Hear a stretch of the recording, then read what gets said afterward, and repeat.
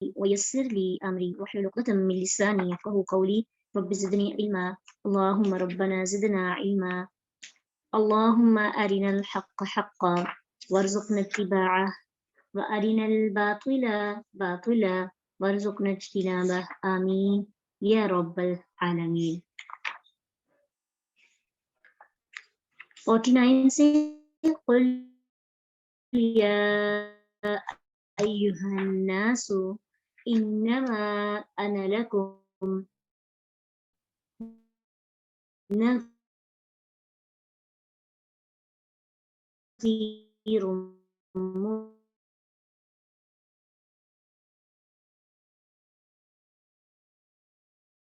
مبين.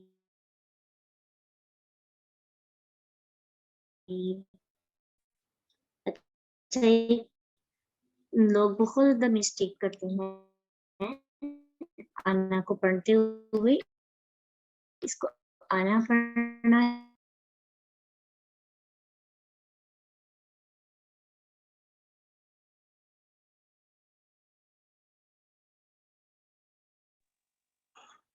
پچھلی آیات میں ہماری بات جو چل رہی تھی وہ پتہ ہے بستیوں کے ریلیٹڈ تھی کہ اللہ تعالیٰ نے ان کے ساتھ کیا سلوک کیا، ان کی انکار پر انہوں نے اللہ کو جھٹلا دیا اور ان کی ایسی پکڑ ہوئی کہ انسان سوچ بھی نہیں سکتا تھا کہ کیسے کیسے ان کو ہلاک کیا گیا۔ اب نبی صلی اللہ علیہ وسلم کو کہا جا رہا ہے کہ اے نبی، آپ لوگ آپ سے عذاب جلدی لانے کا مطالبہ کرتے ہیں نا، تو آپ ان کو صرف ایک ہی جواب دیں، ان کو یہ جواب دیں کہ میں تو صرف نذیر ہوں، میں تو ڈرانے والا ہوں، میرا کام تو اصلاح کرنا ہے، میرا کام سزا دینا نہیں ہے، انجام سے خبردار کرنا ہے، آگاہ کرنا ہے۔ مجھے یہ اتھارٹی نہیں دی گئی کہ میں کیا کروں، عذاب لوں۔ اس ایک آیت کے اندر اور بہت سے سوالات کے جوابات ہمیں مل جاتے ہیں کہ جو لوگ اتھارٹی کے قائل ہیں، اللہ کے نبی صلی اللہ علیہ وسلم کے پاس خدائی کی اتھارٹی کے قائل ہیں، تو ان کے لیے بھی کہ دیکھیں کہ مشرکین اس وقت اللہ کے رسول صلی اللہ علیہ وسلم سے کس کس چیز کا مطالبہ کرتے تھے۔ تو نیکسٹ پہ اللہ تعالیٰ جواب میں ان کو ہر دفعہ یہ کہتے کہ ان کو کہو انا لکم نذیر مبین، میں تو صرف پیغام پہنچانے والا ہوں، میں تو ڈرانے والا ہوں، مجھے یہ اتھارٹی نہیں دی گئی کہ میں پکڑ کر تمہیں سزائے دوں یا عذاب دوں۔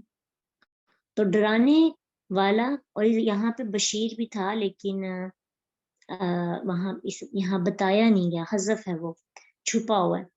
تو مطلب اس کا یہ کہ تمہیں کھول کے ہر وہ چیز بتاتا ہوں جو تمہارے لیے نقصان دہ ہے تاکہ تم اس سے بچ جاؤ، اور ہر وہ چیز بتاتا ہوں جو تمہارے فائدے کی ہے تاکہ تم اسے اختیار کر لو۔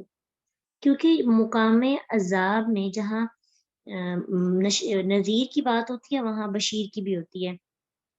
آپ نے دیکھا ہوگا کہ اکثر اللہ تعالیٰ نے آیات کے اندر بشارت اور ڈرانا اکٹھا لایا ہے، تو یہاں پہ سمجھیں کہ بشیر بھی ہے لیکن اختصار کے لیے یہاں پہ صرف نذیر کی بات کر دی کہ میں تمہیں ان تمام باتوں سے منع کرتا ہوں جو تمہیں عذاب کے پاس لے کے جائیں گی، جہنم کے قریب لے کے جائیں گی، نقصان کے قریب لے کے جائیں گے، اور ان سب چیزوں کی طرف آنے کا حکم دیتا ہوں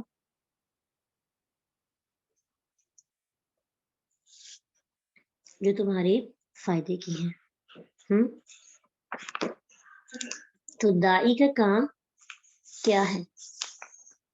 اس ایک چیز سے ہمیں بہت سی باتیں سیکھنے کو اور بھی ملتی ہیں۔ ایک تو پوائنٹ اس لحاظ سے کلیئر ہوا نبی صلی اللہ علیہ وسلم کے لحاظ سے جو لوگوں کو عقیدہ ہے۔ دوسرا یہ کہ ایک دائی جو ہوتا ہے نا، اس کو اپنی سیلف ریسپیکٹ کو سائڈ پہ رکھ کے دین کی تبلیغ کرنی پڑتی ہے، کیونکہ لوگوں کے انکار کی وجہ سے، لوگوں کی بدتمیزیوں کی وجہ سے، لوگوں کے آگے سے دلائل الٹے اس کی وجہ سے انسان کی سیلف ریسپیکٹ کو ٹھیس پہنچتی ہے۔ کہ کیا ہوتا ہے کہ وہ بجائے اس کے کہ اسلام کی خدمت کرے، وہ اپنی سیلف ریسپیکٹ کو جو ٹھیس پہنچتی ہے اس کے بدلے کے لیے نکل پڑتا ہے۔ اس سے بھی پھر سمجھیں کہ اخلاص کی کمی آ جاتی ہے۔ تو دائی کا کام اپنے دل کو بڑا کر کے صرف آگاہ کرنا ہے، انجام اور بدلے کے لیے داعی کو نہیں نکلنا. بدلہ لینا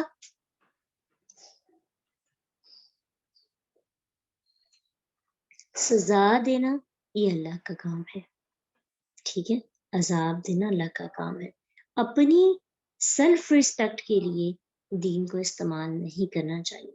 یہ ایک برا فعل ہے اور اکثر ایسے ہوتا ہے کہ صرف ہم جیتنے کی خواہش میں بحث کرتے ہیں, اور جب ہم ہار جاتے ہیں ہمیں انسلٹ فیل ہوتی ہے تو ہم کیا کرتے ہیں کہ ہم بہت چھپے طریقوں کے ساتھ لوگوں سے بدلا لیتے ہیں. جی, دینی جماعتوں میں یہ چیز بہت کامن ہے, آپ کے اندر نہیں آنی چاہیے. انشاءاللہ اللہ نے آپ کو داعی بنانا ہے, آپ سے بھی دعوت کا کام لینا ہے. تو دعوت کا کام کرنے والوں کے لہجے بہت پولائٹ اور نرم اور عاجز ہوتے ہیں. وہ بدلے کے لیے یا کسی اور مقصد کے لیے دین کے راستے پہ نہیں نکلتے. صرف اس آیت کو سامنے رکھیں, انا لکم نذیر مبین. فالذین آمنوا, تو وہ جو ایمان لائے, وعملوا, اور انہوں نے عمل کیے, الصالحات, نیک. صالحتن کی جمع ہے صالحات, اور صالحات کی کون سی حالت ہے بتا سکتے ہیں آپ؟ الصالحات وعملوا, اور انہوں نے عمل کیے, الصالحات, نیک, لہم, ان کے لیے, مغفرتن, بخشش ہے, ورزقن, اور رزق ہے, کریم, عزت والا.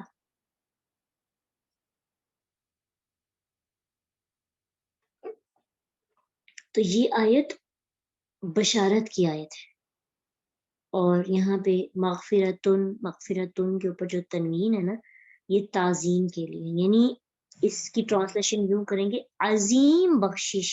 عظیم تنوین بعض ٹائم جو ہے نا,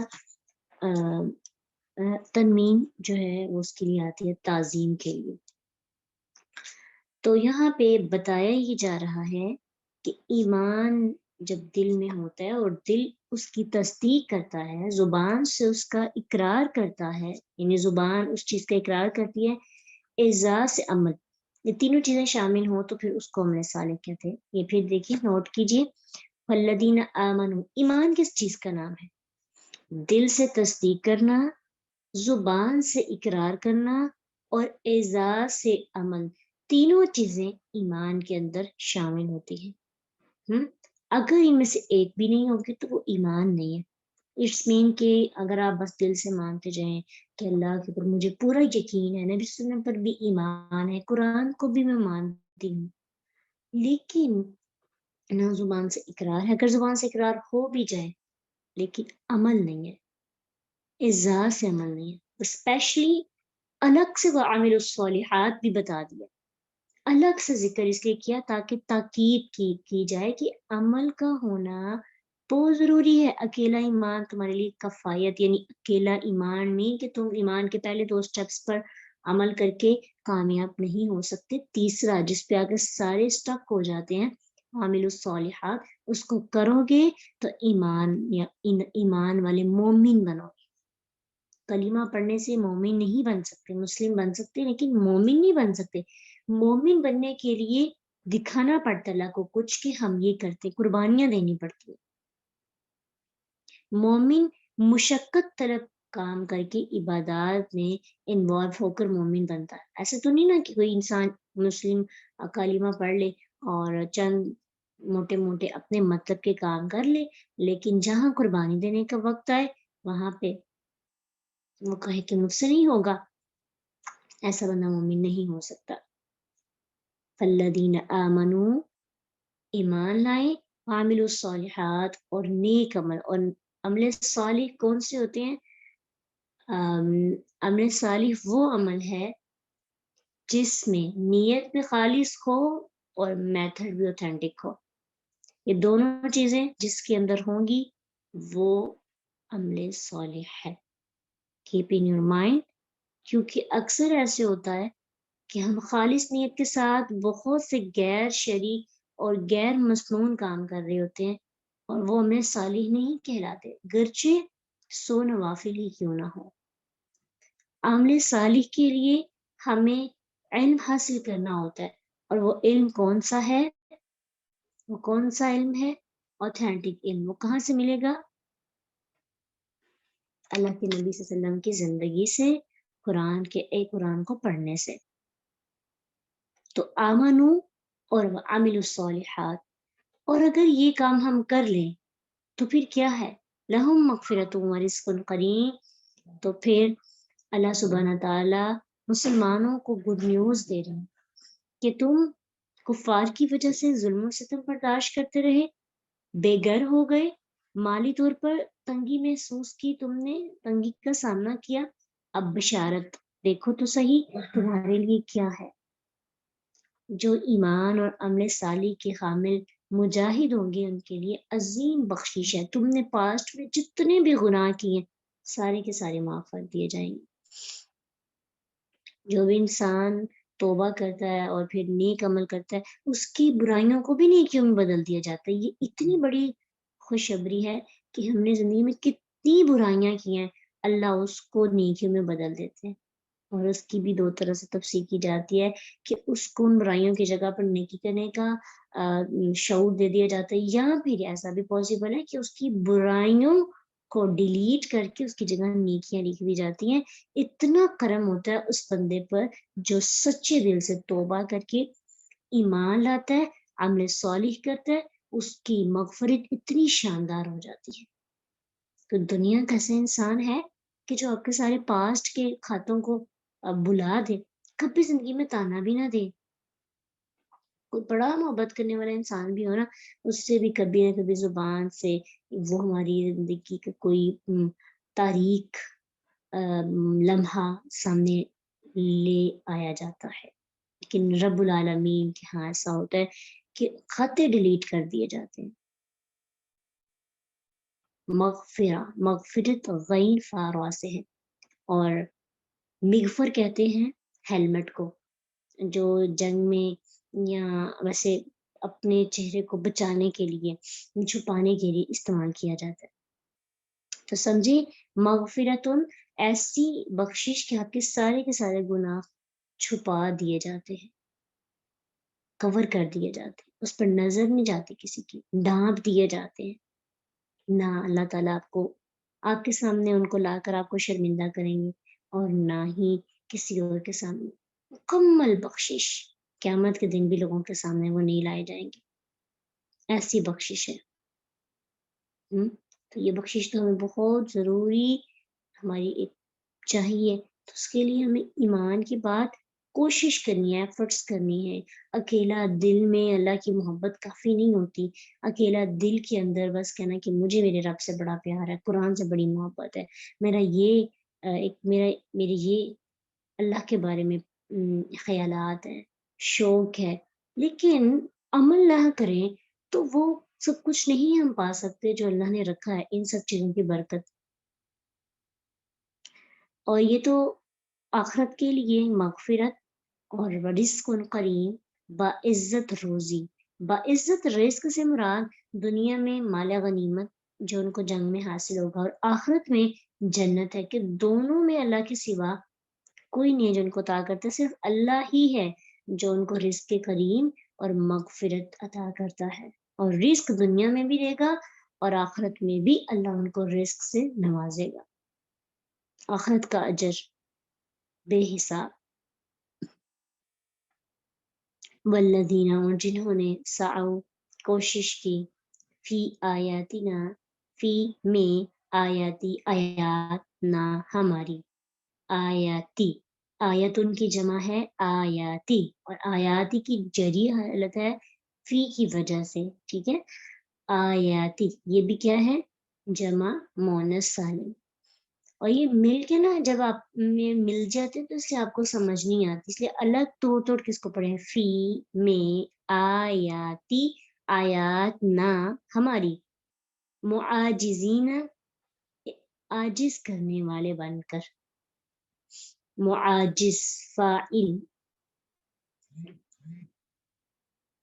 مفاعل. ٹھیک ہے، تو عاجز کرنے والے بن کر. عاجزین، اولئک یہی لوگ ہیں، اصحاب ساتھی الجحیم جہنم کے. معاجزین جو ہے باب مفاعلہ سے اسم فاعل ہے. معاجز یعنی مفاعل، تم باب مفاعلہ سے کیا ہے؟ اسم فاعل. مفاعلہ جو ہوتا ہے نا مقابلے میں عاجز کرنے والے کے لیے استعمال ہوتا ہے. آپ نے یہ پڑھا ہوگا جب آپ نے مزید فی کے بارے میں پڑھا تھا نا، تو تب تو اس میں مقابلہ پایا جاتا ہے. حالانکہ ٹرانسلیشن میں تو نہیں لکھا، لیکن گرامر سیکھنے کا تو یہی فائدہ نا کہ ہم ورڈز کی روحانیت تک، اس کی گہرائی تک پہنچ کر سمجھتے ہیں. تو وہ مقابلے میں عاجز کرنے والے ہوتے ہیں، نیچا دکھانے والے. یہ بھی ایک ڈرانے والی آیت ہے، یعنی جن لوگوں کی کوشش ہے کہ ہماری آیات کا مقابلہ کرتے ہوئے ہمیں نیچا دکھائیں، اللہ کے ساتھ وہ مقابلہ کریں یا انہیں عاجز کر دیں، یعنی اللہ کو عاجز کر دیں، کبھی آیات کو جھوٹا کہہ کر، کبھی اللہ کے نبی صلی اللہ علیہ وسلم کی تبلیغ کو جادو کہہ کر، کبھی کہانت کہہ کر، کبھی اشعار کہہ کر، کبھی پہلے لوگوں کی فرضی کہانیاں کہہ کر، تاکہ لوگوں کو ان پر ایمان لانے سے روک سکے. تو یوں سمجھیں کہ ان کی کوشش تو کامیاب نہیں ہوگی، لیکن ان کو اس کوشش جو یہ کر رہے ہیں اولئک اصحاب الجحیم، یہ لوگ بڑکتی آگ میں ہمیشہ ہمیشہ رہیں گے، حتیٰ کہ اتنا ہمیشہ رہیں گے کہ ان کو نام ہی اصحاب الجحیم دے دیا گیا، بڑکتی ہوئی آگ والے لوگ. تو اللہ کی آیات کا مذاق نہیں اڑانا چاہیے، اللہ کی آیات کے ساتھ ایسا سلوک نہیں کرنا چاہیے کہ لوگوں سے متنفر ہوں. اللہ کی آیات کی عزت یہ ہے کہ آپ باعمل مسلمان بنے، اور باعمل مسلمان بن کر قرآن کے پیغام کو آگے پہنچائے. اگر آپ کو اللہ نے قرآن دیا نا تو آپ کو زیادہ قرآن کے قریب ہونا ہے. اکثر یہ بات سننے کو ملتی ہے کہ جو قرآن والے ہوتے ہیں ان کی غلطیاں زیادہ نوٹ کی جاتی ہیں، اور اگر ان سے کوئی مسٹیک ہو جائے تو ڈائریکٹ آ جاتی ہے انگلی قرآن پر. انہوں نے مشرکین نے تو کوشش کی تھی عاجز کرنے کے لیے، کیا کہ وہ پراپر ایفرٹ کرتے تھے کہ اس کو جھوٹا کہتے تھے، جادو کہتے تھے، شعر کہتے تھے، کہانت کہتے تھے. اب الحمدللہ ہم ایسے لوگوں میں تو شامل نہیں، لیکن دیکھیں کہ ہمیں دور دور تک بھی ایسے لوگوں میں شامل نہیں ہونا. ابھی آپ دیکھیں کہ ہمارا عمل قرآن سے لوگوں کو دور کرتا ہے، ہمارا عمل قرآن سے لوگوں کو قریب کرتا ہے. ٹھیک ہے، تو اکثر ایسے ہوتا بھی ہے، بلکہ کچھ لوگ آ کے کہتے بھی ہیں کہ اچھا قرآن پڑھتے ہیں لوگ، قرآن کے بارے میں تو بڑا علم ہے، لیکن خود اس چیز کے بارے میں نالج نہیں ہے. اور ایسی حقیقی بات ہے کہ جو بندہ پڑھ رہا ہوتا ہے نا، جو پڑھا رہا ہوتا ہے خاص طور پہ قرآن سے ریلیٹڈ، تو اگر اس سے کوئی غلطی ہو جاتی ہے نا، ایک تو یہ ہے کہ وہ جو عمل نہیں کرتا اس کی وجہ سے دوسروں کو بھی ایک ریلیکسیشن مل جاتی ہے کہ اچھا اگر یہ نہیں کر رہا تو پھر میں بھی نہیں کروں گی، تو یہ پڑھ کے نہیں کر رہا تو اگر مجھے علم نہیں ہے تو میں نہیں کروں گی، اس کا مطلب ہے اس میں تھوڑا سا رخصت ہے، کیونکہ اس کو تو پتہ ہے، کیونکہ لوگ بڑا یقین کر رہے ہوتے ہیں. تو ایک آپ کی اس عمل کی وجہ سے لوگ بے عمل بن جاتے ہیں. دوسرا یہ بھی ہوتا ہے کہ بعض اوقات قرآن والوں سے اگر غلطیاں ہو جاتی ہیں زیادہ، ایک تو ہوتی ہے کہ کبھی کبھار کو مسٹیک ہو جاتی ہے. یہاں دیکھیں ہم قرآن پڑھیں آپ کا اخلاق اچھا نہیں ہے، قرآن پڑھ کے آپ کا کردار اچھا نہیں ہے، قرآن پڑھنے کے بعد آپ ایمانت دار نہیں ہیں، خائن ہیں، قرآن پڑھیں نماز نہیں پڑھے، قرآن سیکھ رہے ہیں لیکن جھوٹ نہیں چھوڑے، قرآن سیکھ رہے ہیں لیکن دھوکہ دہی دینا نہیں چھوڑے، قرآن سیکھ کر بھی بد اخلاقی، چگلی، غیبت، منافقت نہیں چھوڑے. یہ ساری ایسی چیزیں ہیں کہ جو انسان کی ایمان کو، کریکٹر کو خراب کرتی ہیں، یہ کریکٹر لیس انسان ہو جاتا ہے. تو پھر انڈائریکٹلی قرآن کے اوپر انگلی آتی ہے، اور پھر کہیں نہ کہیں ایک چھوٹی سی کوشش ہوتی ہے کہ قرآن سے عاجز کرنے والی. تو اللہ ہم سب کو اس سے بچائے. اور آپ کو اس لیے یہ آیت سخت آیت اس لیے کر کے بتائی جا رہی ہے کہ ہم لوگوں کو اپنی اعمال سے بھی لوگوں کو موٹیویٹ کرنا ہے، کیونکہ اگر انسان اللہ کے نبی کی زندگی میں لوگ مسلمان ہی ان کے عمل کی وجہ سے ہوئے تھے. آپ کا اخلاق اتنا اچھا تھا، آپ کا کردار اتنا اچھا تھا، آپ کی پرسنالٹی اتنی اچھی تھی کہ آپ بظاہر آپ قرآن کی عمدہ تصویر تھے، آپ کا اخلاق ہی قرآن تھا. ٹھیک ہے، تو اس لیے یہ اس طرف تھوڑا سا غور کرنا ہے کہ قرآن والوں کی آداب نیکیاں لوگوں سے زیادہ ہونی چاہیے، صرف اس لیے کہ ان کے اوپر ایک ذمہ داری ہوتی ہے خود سیکھ کر دوسروں کو سکھانے کی. اور آپ دیکھیے گا کہ آپ کا عمل زیادہ تبلیغ کرتا ہے آپ کی زبان سے. زبان میں تاثیر اتنی نہیں ہوتی جتنی عمل میں تاثیر ہوتی ہے، اور جو عمل کر کے زبان سے ورڈز ادا کیے جاتے ہیں ان کی تاثیر تو وہ کسی کے مقابلے میں نہیں ہوتی. اس لیے کوشش کیا کریں کہ جو بیسک چیزیں ہیں جس سے اللہ کا رنگ نظر آتا ہے ان میں کوئی کمپرومائز نہ ہو. ان میں بیسک چیزیں کیا آتی ہیں؟ سب سے پہلے اگر ہم مسلمان ہوتے ہیں تو ہمارا عقیدہ اچھا ہونا چاہیے. چلے ٹھیک ہے، وہ الحمدللہ ٹھیک ہے. اور پھر اس کے بعد دوسری چیز آتی ہے ہماری نماز. بیسک چیز، اس کے بغیر تو گزارا نہیں. اور نماز کا بھی عمدہ ترین ہونا. اور دیکھیں ہم اس اسٹیپ کے اندر فیل ہو جاتے ہیں. نماز کا عمدہ ہونا، نماز کی ادائیگی کے بارے میں سارے کانسیپٹس کلیئر ہوں اور عملی طور پر ہم نماز کو وقت پہ ادا کر کے اس کو خشوع سے ادا کر کے اس کو حسن سے ادا کر کے لوگوں کے لیے ایک خاموش تبلیغ بن سکتے ہیں.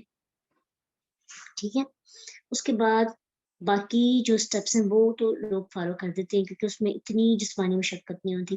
اب اگر معاملات اس کی عبادات کی بات کے بعد اگر اخلاقیات کی بات کی جائے نا، تو اخلاق کا سب سے ہونا اچھا، مسکراہٹیں دینا، لوگوں کی ہمدردی کرنا، لوگوں کا احساس کرنا، لوگوں کے ساتھ اچھا سلوک کرنا، غریبوں کی ہیلپ کرنا، چاہے مالی نہیں لیکن اپنے اخلاق کے ذریعے.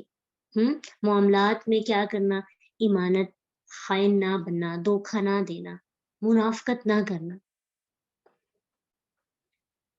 تو یہ سب چیزیں ملا کر ایک اللہ کا رنگ انسان کے اوپر چڑھتا ہے. ایسا کیسے ہو سکتا ہے کہ قرآن کو پکڑیں لیکن ہمارے اندر عمل نہ ہو اور ہم کہیں کہ مجھ پر اللہ کا رنگ چڑھ گیا؟ نہیں. ایسے دیکھیں قرآن، آپ کتنے لوگ ہیں یہاں پہ، آپ اتنی مائیں ہیں، اتنی بہنیں ہیں، اتنی بیویاں بنیں گی جو ہیں، کچھ آلریڈی ہیں. تو ہم لوگ ہر رشتے کے اندر ایک موٹیویشن ہو سکتے ہیں اور ہر رشتے کو سکھا سکتے ہیں اپنے عمل کے ذریعے.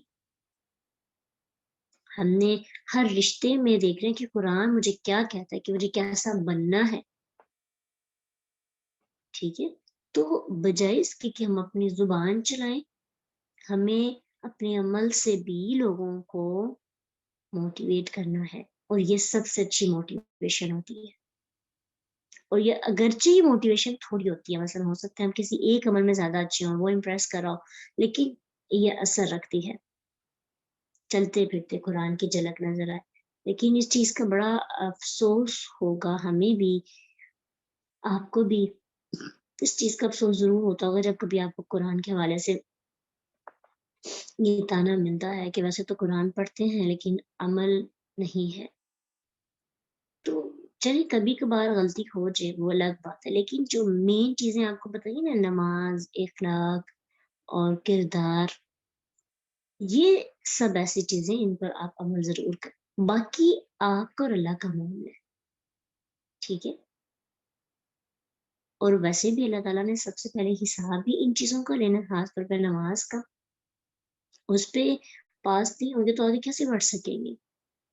تو اس پہ ذرا کوشش کرنی ہے، اس پہ محنت کرنی ہے انشاءاللہ. وما، اور نہیں، ارسلنا، بھیجا ہم نے،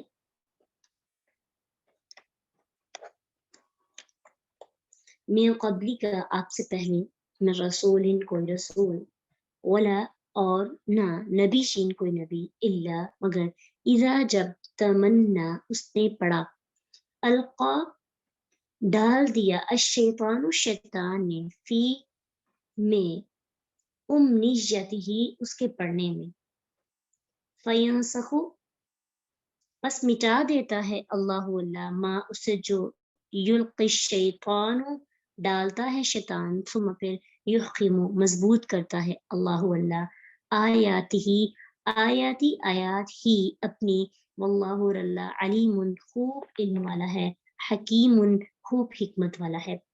یعنی اس ایک عمل کے اندر بھی اللہ کی کوئی نہ کوئی حکمت اور کوئی نہ کوئی علم ہے.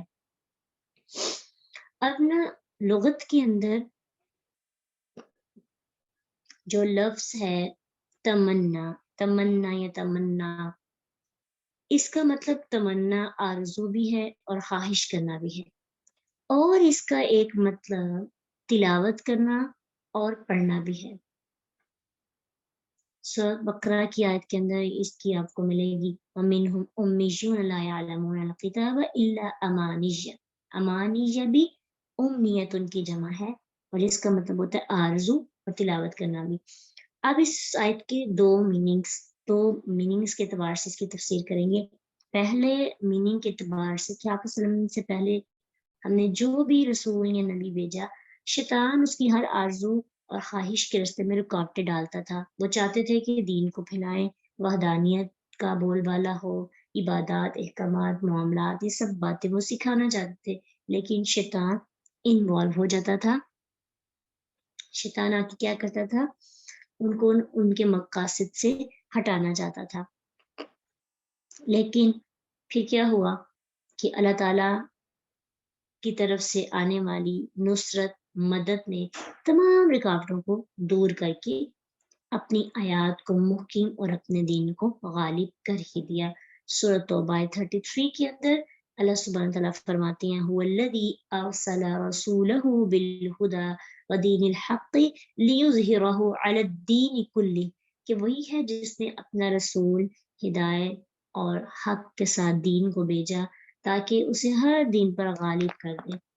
یہ تو پہلا ہو گیا نا کہ آپ کی تبلیغ کے راستے میں جو بھی رکاوٹیں شیطان ڈالتا ہے، اگر آپ کے اندر اخلاص ہے، آپ کے اندر تقویٰ ہے، آپ کے اندر سنسیئرٹی ہے دین کے حوالے سے، تو اللہ آپ کی مدد ضرور کرتے ہیں، اور ساری آپ کی خواہشات، آپ کی آرزوئیں، آپ کی سوچ، سب کچھ پورا ہو جاتا ہے، شیطان آپ کے راستے سے ہٹ جاتا ہے.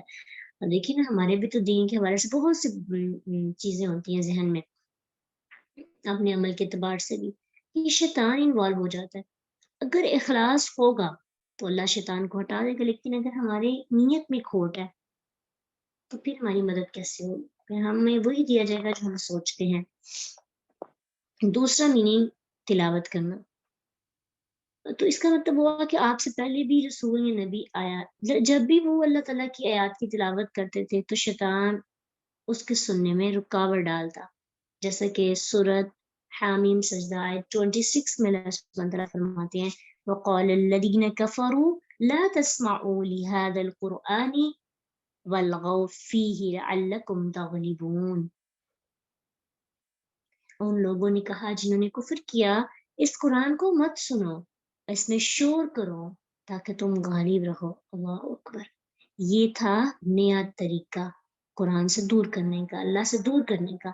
یعنی اللہ تعالیٰ اس رکاوٹ کو بھی دور کر کے اپنے آیات کو محکم کر دیتا تھا.